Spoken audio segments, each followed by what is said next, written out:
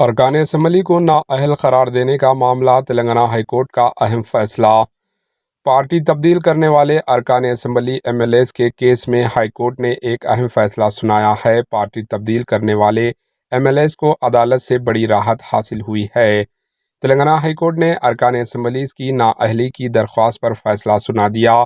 Chief justice کی bench نے party سے منحرف ہونے والے ایم ایل ایز کی نااہلی کی درخواستوں پر شیڈول کو حتمی شکل دینے سے متعلق سنگل جج کے حکم کو مسترد کر دیا۔ عدالت نے اسپیکر کو مشورہ دیا کہ وہ مناسب وقت پر فیصلہ لیں۔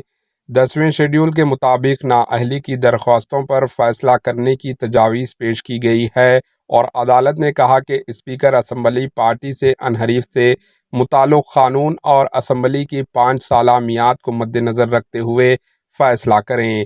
واضح ہے کہ نااہلی کے معاملے میں اسپیکر کو 20 دن کے اندر فیصلہ کرنے کا حکم دیتے ہوئے سنگل بینچ کے فیصلہ سنایا تھا، جس پر روک لگا دی گئی ہے۔